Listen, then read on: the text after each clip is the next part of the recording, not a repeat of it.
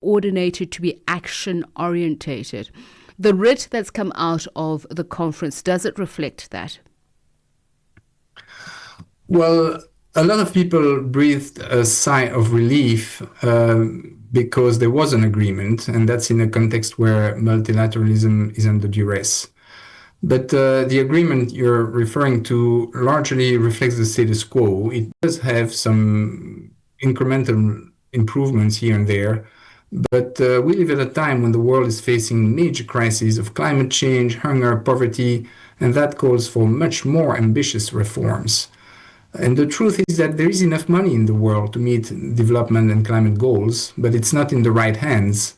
The problem is inequality, and so we need more solidarity between rich and poor people, more solidarity between rich and poor nations. So yes, there is an agreement, but we really need much more ambition than that. I mean, from what you said, and it's been echoed by some at the conference, it's been said this is an indication of multilateralism at work. But as you say, it comes at a time when multilateralism is under threat. And just looking back from Addis Ababa 10 years ago to now, has there been significant movement? Was a strong message sent on commitment to trusting in multilateralism and putting it to work fairly, equitably, and as we mentioned, those goals of reducing inequality? So again, there are minor improvements over Addis Ababa, but we still facing Addis Ababa was in 2015, right? And that was the time also when the Sustainable Development Goals were agreed, and there were goals to be achieved by 2030, and it's now clear that just in the remaining few years, many goals will not be achieved. So it's really, we are facing a failure here. And again, that's why we needed to go much further than we've been. The money is there. We need to take it and to devote it to development and climate. There have been various formations and a shift, particularly in terms of developing countries coagulating together, showing a show of strength in how they have led organizations that say they will speak for themselves as the global South. But is there evidence that their voice has now been amplified at this summit? I mean, we've seen the Deputy Secretary General Amina Mohammed saying that a serious and long overdue attempt to confront the debt crisis has been made. So that it is true that that is one area where there's been what could be qualified as an incremental process. 10 years ago, in Addis, there was already a discussion about creating a legally binding, fair mechanism at the United Nations to resolve disputes around sovereign debt, and that was completely quashed. And this time again, the rich countries, the creditor countries, tried to shut the door to that idea, and they pushed very hard. But in the end, the African nations, the African Union, the African Group at the United Nations, as well as small island states, put their foot on the door, and so they prevented creditor countries to completely shut the door. So we are going to have a UN-based intergovernmental negotiation process around sovereign debt. However, the creditor countries are still trying to shut that door, and so there is a fundamental disagreement about the agenda of that process. So let's wait and see. But I'd say that the writing is on the wall. Again, that door was not completely shut, and I think that creditor countries should come to realize that the current system to resolve debt crisis is not fair, is not as efficient as it could be, and it's time to play ball and basically go to the United Nations, which is the legitimate forum for this kind of matters. And I'll just drill down to the key takeouts in just a moment, but I do want to make this point just from what you're saying. Speaking about the Deputy Secretary General, she was saying the criticism from civil society groups that they are limited or not even invited to official discussions. She says, we hear you, but this trust needs to be earned. That should have surely stung a bit.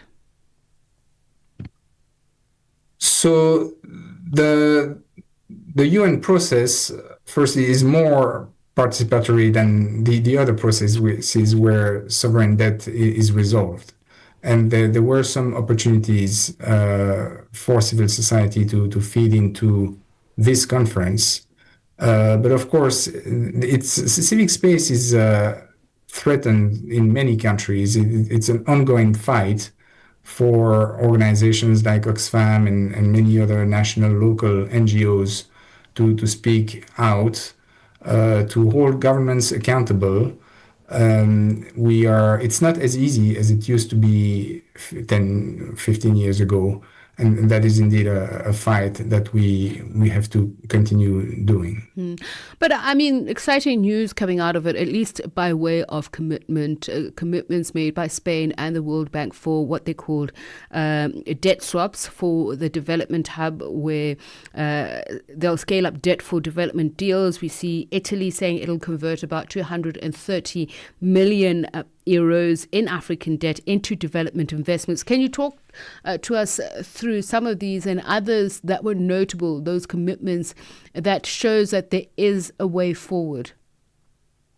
Yes, that's really the most positive side of this conference were the side deals or the coalitions of the willing, if you want. So the main outcome document that is binding on 192 countries. And of course, it's a bit of the smallest common denominator. As I said, it cannot only achieve incremental change, even if it should go much further. But then the way to go further is to put together smaller groups of countries that are willing, that are committed to go further in area. And the Spanish government has announced as many as 130 different initiatives.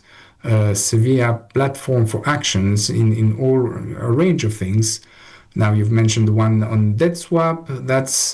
It's good. It's welcome. Debt swaps are really useful, but for specific circumstances, it's not a solution to the debt crisis. Another one I'd like to highlight more on the tax side is an initiative to improve the way or countries tax high net worth individuals. And so that was led by Spain and Brazil, and the South African government joined that. And that is also in the context of UN negotiations on the UN tax convention, which can also do more. As I said at the beginning, there is enough money in the world. It's in the wrong hands, and we need to direct that to development and climate, and taxing rich people is a major way to do that. And in terms of the role of a debt pause clause alliance of countries and development banks, has there been more detail on how that will play out?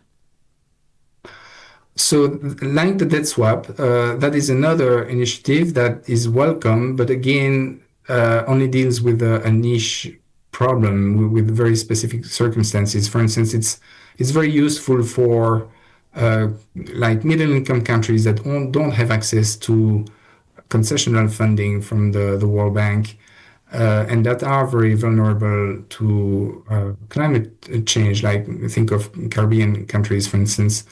Yes, it allows them to, when they are hit by a hurricane, they can then postpone payment on their debt. But the debt is not canceled. That's what I'm thinking, that it's just later on they have to pay more. Can be pushed down the road. Yes. And I'd imagine that there'd be interest at some point. Exactly. So the interest, the same interest keeps accruing. So it is a form of debt relief, like you postpone things when you are hit by really hard times, but it is not a solution to the systemic debt crisis. So, And a lot of these things are, there were a lot of these initiatives like those that are really hyped a lot because it's a way to distract attention to the real solution. And one common denominator of many of these initiatives is that they don't cost anything to rich countries. But at the end of the day, we need rich countries to pay more for development and climate. So in terms of strengthening financial systems, as you say, the rich countries aren't really affected. In fact, it seems that it's not so much of an investment as in denying themselves anything, just as much as holding off. So what should have really been on the table, what should have been agreed to that would have moved the needle? Mm-hmm. So I mentioned earlier this UN Convention on Sovereign Debt. Another one, of course, is reforming the international financial institutions like the IMF and the World Bank, which are dominated by rich countries. The voting power is very much imbalanced there. And so that there shouldn't be any country having a veto power there, and the votes should be revised to give Africa and other developing countries more voice. So what was the commitment in terms of how countries will play their role? What sort of country-led financing platforms were spoken about to support national plans? If we're going to talk about mobilizing investment within developing countries, what roles beyond particularly loans and beyond grants that countries in the global north foresee themselves playing? So one of the main themes of the conference was really the role of the private sector, and that is again very much hyped, because again means that if the private sector does it, then means that taxpayers in rich countries don't have to foot the bill. But at the end of the day, we are talking about paying for basic education, paying for basic healthcare, paying for the losses and damages of climate change or adaptation to climate change. All this spending, you can't charge for them. There is no private market for them. It does need public financing. And that's why, again, a big solution is taxing rich people, and the private sector, of course, has a role to play in development as well. There are areas where private companies can charge consumers, but a lot of the core development functions like education and healthcare are not those. They need to be led by the public sector. And just in terms of what the UN Secretary General said, that, this is a conference not just about money, it's about investments in the future of a future we wish to build together. But there is the real reform that's needed in terms of the global financial architecture. So everybody has said this is perfect timing for having the conversation, but how long will the conversation be had before it bears fruit? That's the big question. Of course, we want these conversations to conclude soon with an agreement. Unfortunately, we are not there yet.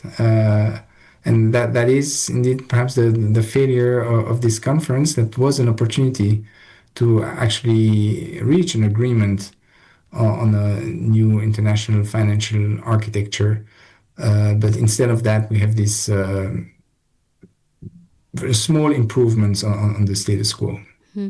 And your message as Oxfam in terms of the conclusion of the talks and what ought to happen over the next couple of months ahead of the United Nations General Assembly. There's obviously going to be the G20 here in South Africa in November. So momentum needs to be built. As you say, South Africa is also one of the signatories on that commitment for tax reform in order to mobilize resources. But what should be happening so that this is not just a talk shop? The UN said this is not just a talk shop. So how will it prove that? What would you say as Oxfam to all those who are taking part in the talks? So the opportunities to take this work forward at the United Nations. First, there is the UN Tax Convention, which was that one was already it's already agreed that there is going to be a UN Tax Convention. So now they are drafting it, but it's not a foregone conclusion because there was resistance. Rich countries went into this reluctantly. So they need to stay engaged and actually bring that to fruition to the end. And then the second one that I mentioned is also a UN convention, this time on sovereign debt, where there we don't even have the agreement of rich countries, even though there's an agreement to keep talking, I guess. That's what the agreement is. They need to keep talking in good faith just realize that the current rules of the game are not fair, and they are also not the most effective that can be. And you said the most important phrase there, Didier, in good faith. Thank you so much for your time and sharing your thoughts with us here on Africa World Hour. Didier Jacobs is Senior Policy Advisor at Oxfam, just speaking to us about the outcomes there at that International Finance for Development Conference in Key. The takeaways are that they've committed to a new global roadmap for fairer tax systems, to new tools to ease debt pressures, as well as boosting the capacity of multilateral development banks. In a summary, it's 28 minutes to 10.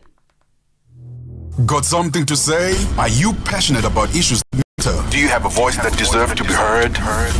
Well, we've got the perfect platform for you. Call in or drop us a WhatsApp on +27 63 406 9126, and we will call you back so you could have your say and be part of the conversation. 30 years of age. I just turned 30 on the 15th of November. So that's who I am, you know. It's not just talk, it's your chance to air your views, share your opinion, engage with a community that values your perspective. Follow us on our social media. Visit our website at www.channelafrica.co.za and get ready to share your views on Channel Africa, the African perspective. Africa World Hour. Africa World Hour. Unpacking global headlines from an African perspective. And it's 27 minutes to 10. Just a quick reminder that we will be speaking about a meeting of Legal Minds activists and community leaders from Southern Africa in Sandton to push for a conversation on reparatory justice. All that coming up in just a moment. But now we look at a very important anniversary. Some of you might remember this. So Sunday marks 100 days since two very devastating earthquakes struck central Myanmar, killing more than 3,700 people. It affected over 1.3 million. As the country enters a critical phase of recovery, Red Cross teams remain on the ground supporting communities as they begin to rebuild. We speak now to Scott Craig from the International Federation of the Red Cross and Red Crescent Societies to reflect on the response so far and the challenges ahead. A very good evening to you, Scott, and thank you so much for speaking to us. My pleasure. Thank you very much for having me. So we're just speaking with Oxfam about what's coming out of that International Finance for Development Summit. And one of the breakthroughs he said that were made was debt for pause, particularly for countries who've been struck by natural disasters. He mentioned earthquakes, for instance. And one just wonders that, in practice, does this happen? I'm not asking you if you've seen that, but I'm just wondering how Myanmar has fared since that when you've already got problems and you've been struck by such huge problems. I think you hit the nail on the head. I think one of the most important things to remember about what happened in Myanmar was, this was a disaster. The earthquakes were a disaster layered on top of already existing disasters, from climate-related disasters. You may remember, your viewers and listeners may remember, there was severe flooding last year. Of course, it's a country with an ongoing conflict, and it has a number of challenges. And so the earthquake struck at a time where, as I say, it was disaster being layered on top of disaster. And the situation now, you laid out well in your introduction.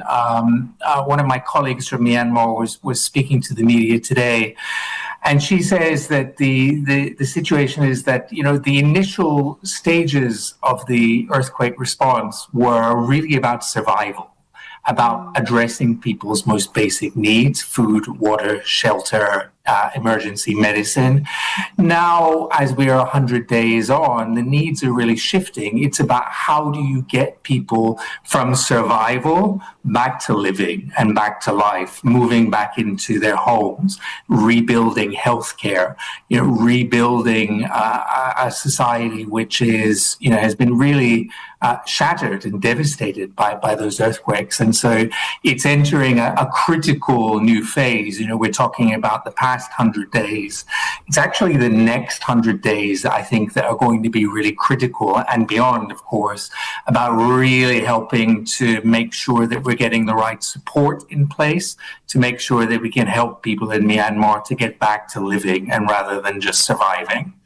And as you're speaking, I'm thinking about that survival often just speaks about the now, the today, and not really on the systems that would be in place to improve those survival levels. Because if you're speaking about those floods already, then there is disease in the offing, and when you talk about the earthquake, then there's further degradation, if not complete obliteration of health infrastructure. So talk to us about how you were able to jump in and help, and what were some of the major difficulties you faced in helping people to just cross that threshold to survival.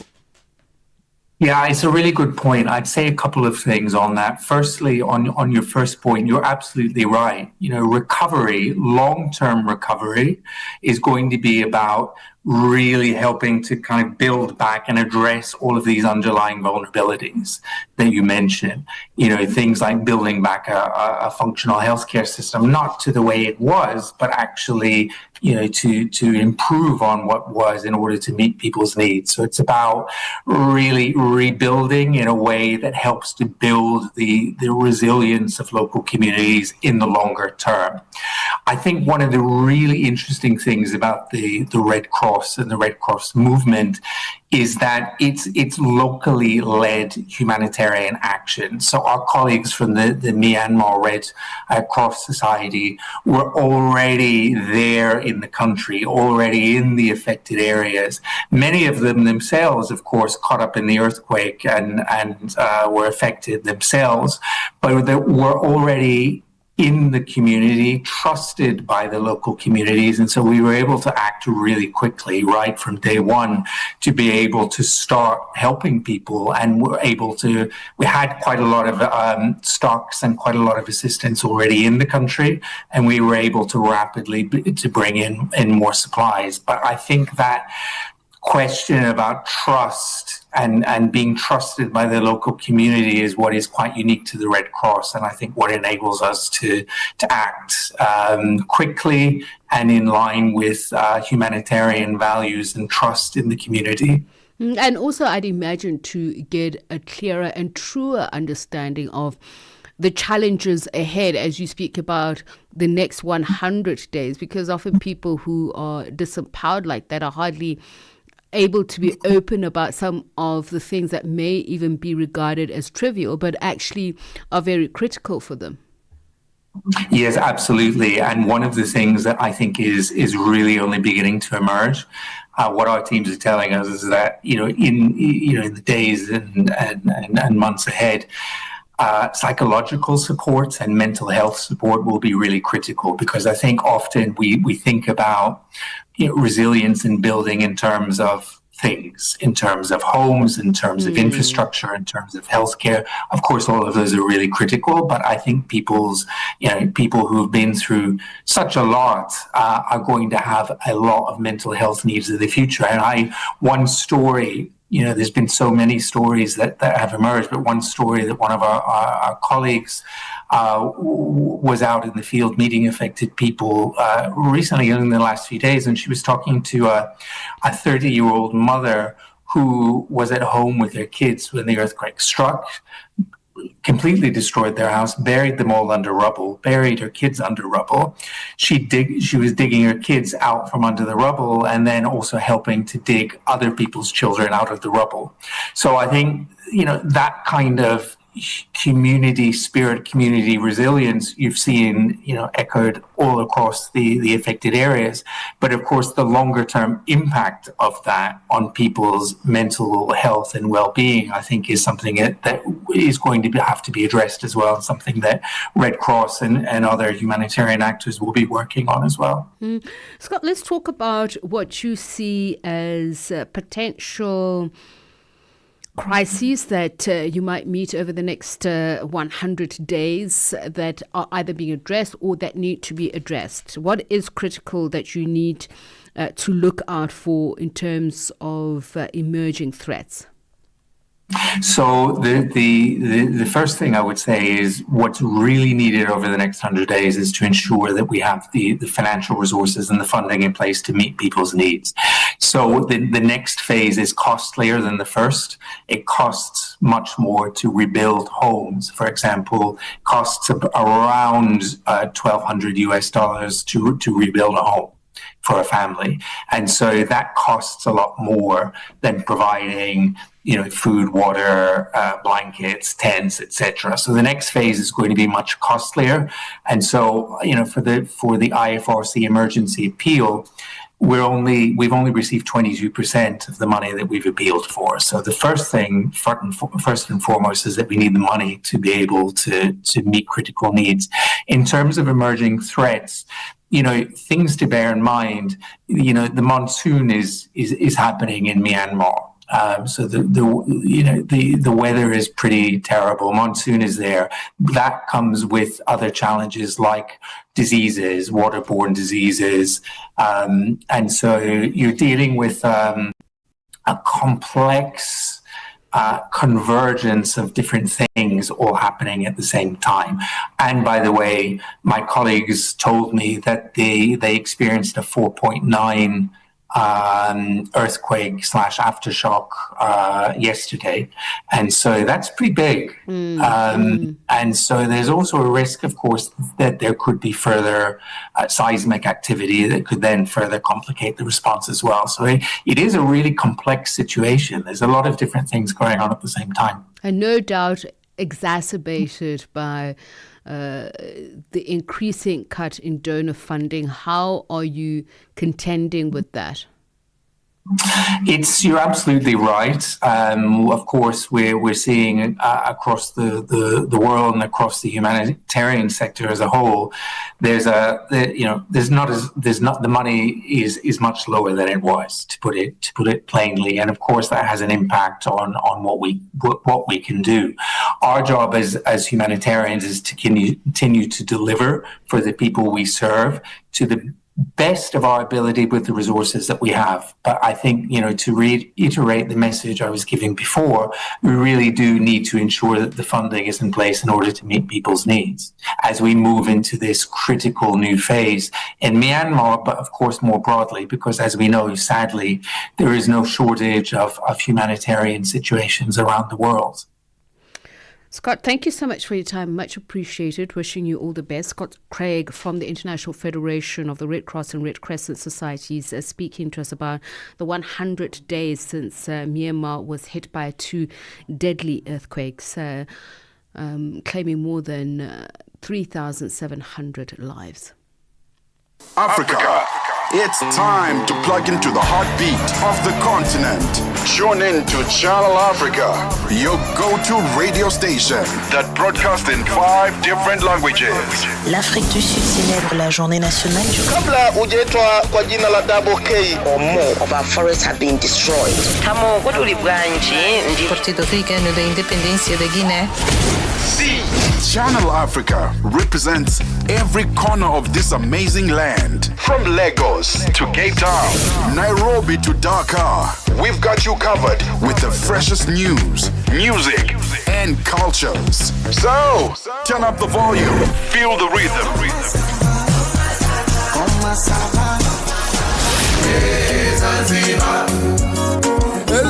Enjoy the conversation. Channel Africa, The African Perspective.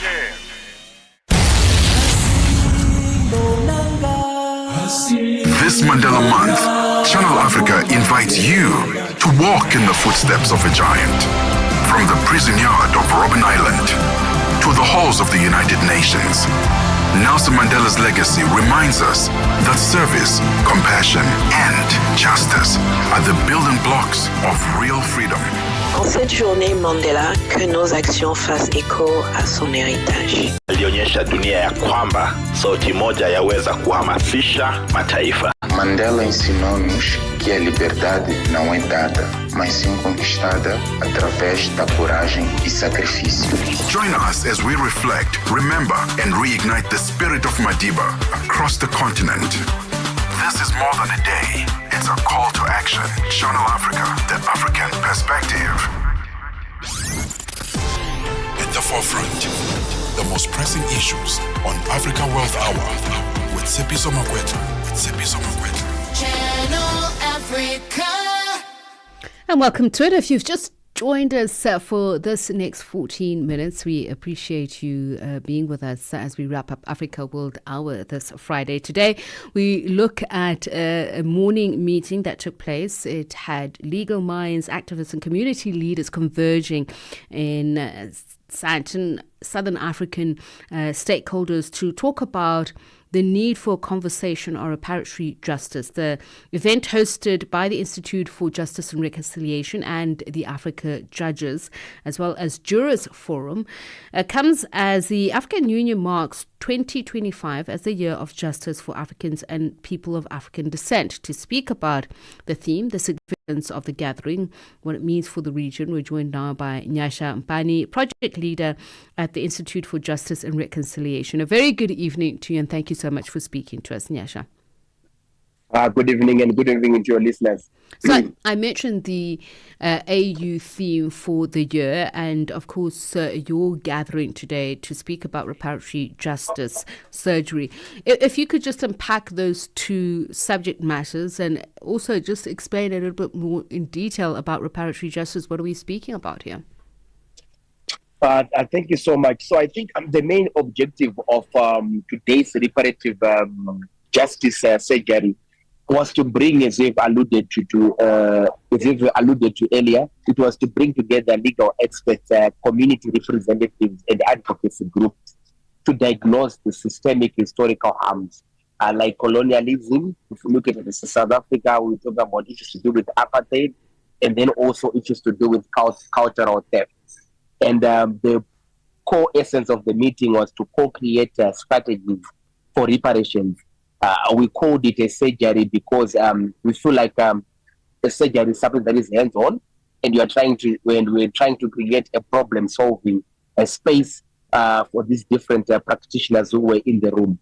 And I think this reparative surgery, it comes at a very critical moment for Southern Africa because of the wounds of history, which are still very much fresh with us.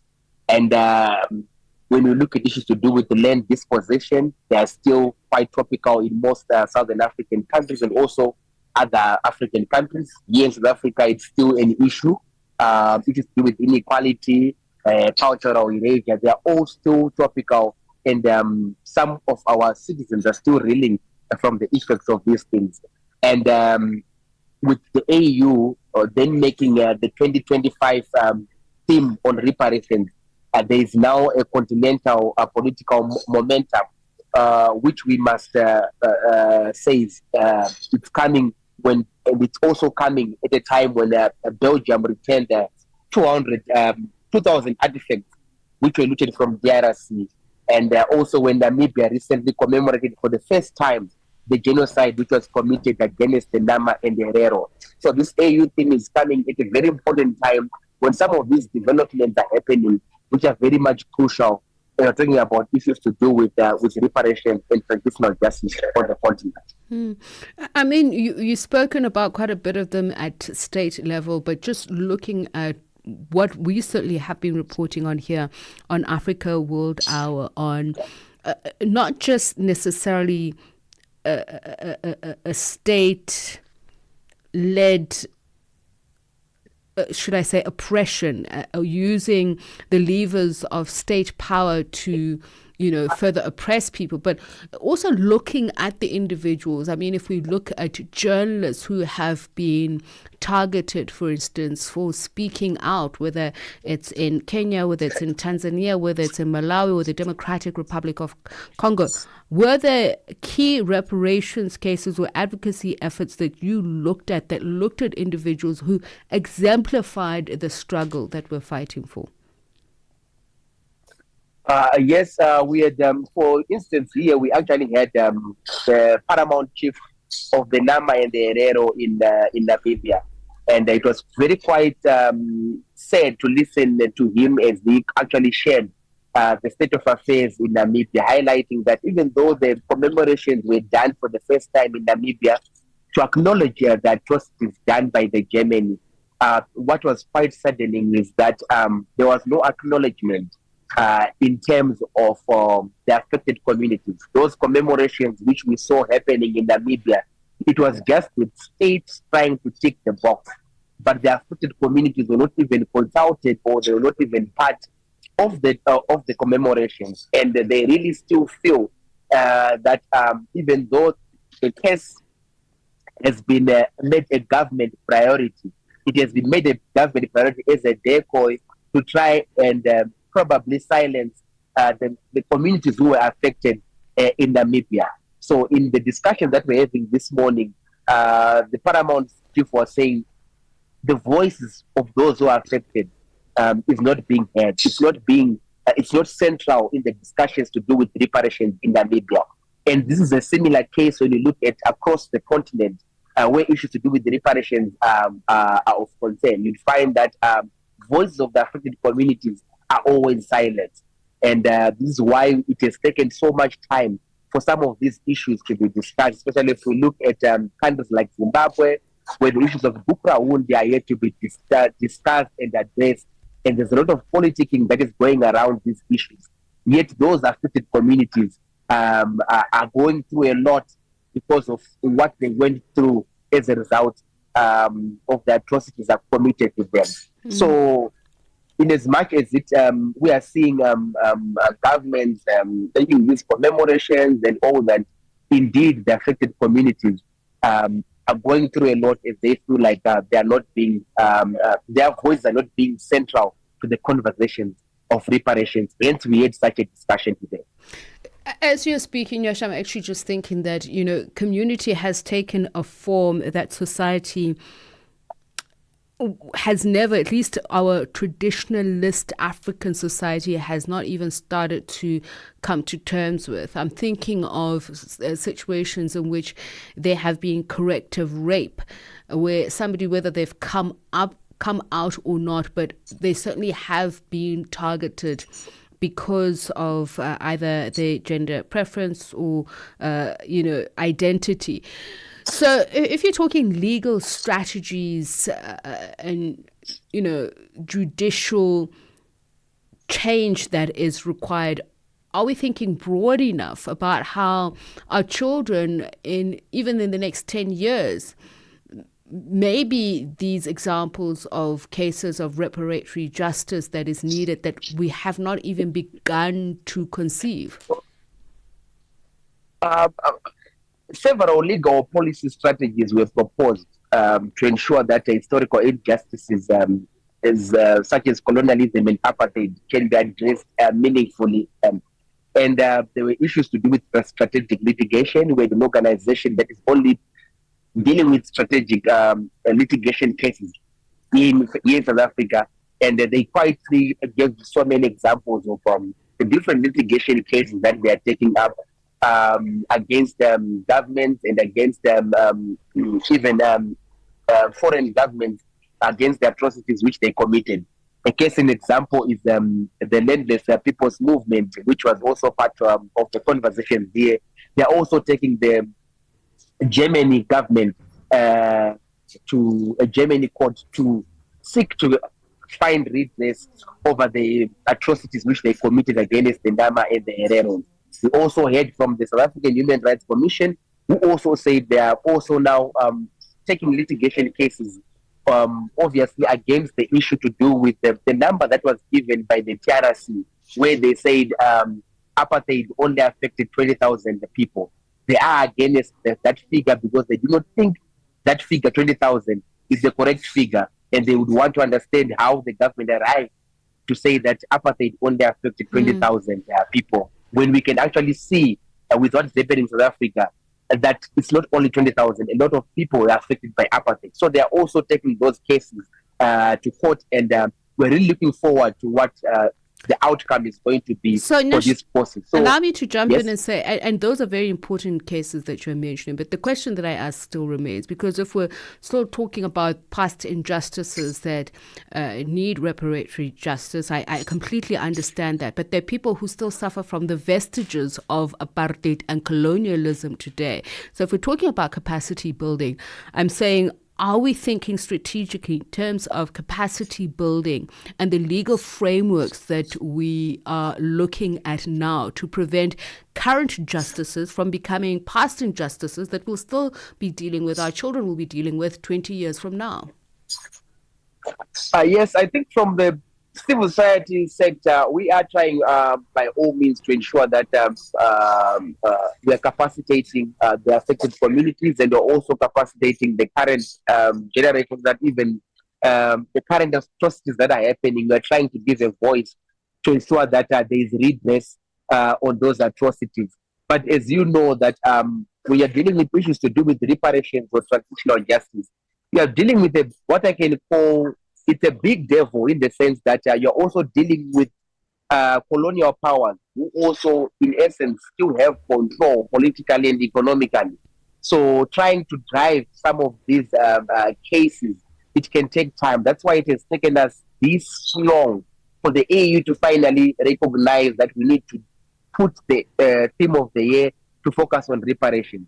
But be that as it may, these powerful powers who colonized us before, they still hold political and economic power. So in essence, most of the governments that we still have or who are in place in different African countries where these issues should be discussed, they are also going to what these colonial powers are demanding, or what they would have agreed on economic terms. So you'd find that for the case for Namibia, what was interesting is that the landless people were telling us that they've taken the German government to the Namibian court. But what is quite striking is that the Namibian government is also in defense of the German government. So it's a very big bull that we are dealing with, but what is needed is to eat it bit by bit till we win the case. All right. Nyasha, thank you so much for speaking to us. I must point out, though, that I wish you had answered my question, and maybe we'll have a conversation about that in future, because it is something that we still have to deal with, that reimagining the legal frameworks and jurisprudence around some of these, what may be oppressive practices and regimes now, which will become future cases of reparatory justice. But thank you so much, Nyasha. Nyasha Mpani, project leader at the Institute for Justice and Reconciliation, brings us just about a minute to 10 as we look forward to Friday night. We talk about hotlines. Shayla Ndukumana in the studio with us. So on this very cold Friday. Tell me about it, though it is good to be back. I will say that. Mm-hmm. Yes. So what we can expect on Hotlines in the first hour, Hot 6 Hot Songs. This is a segment by Gondwani Nyamasauka, who is our Malawian correspondent, but he's also DJ K Vibes. I think we should acknowledge that part a bit more at the station. And so he pieces together some of the trendiest songs across the continent and then runs a poll, and we figure out what the people think. And then in the second hour of the show, we're going to be sitting down with our celebrity guest, who is going to remain anonymous because she will be addressing some of the love issues that have been written down to us. And so people send through their issues saying, listen, Shayla, I'm struggling. This relationship is not working out. Our sex life is not that great anymore. Do I leave? Do I stay? And so our celebrity guest, who remains anonymous until the end of the conversation, is going to be addressing that. As a matter of curiosity, how do you pick who can answer these questions? Is it because they've commented on such things before, they're open to speaking about such things, or you just think this one will be good for answering these questions? For the most part, of course, you need to be open to the conversation. But we also look for people who've got relatable content affiliated with the questions being asked, right? Because I'm blushing at the thought that I'm just advise somebody on this. Come on, but if you're sitting and you've got an aerial view of what's going on, no. I don't want to be in people's bedrooms. Okay. That's okay. Let me stick to the news and current affairs. Shayla Ndukumana, thank you very much. Up next, Hotlines. Do stay tuned from us. Good night. Hotlines.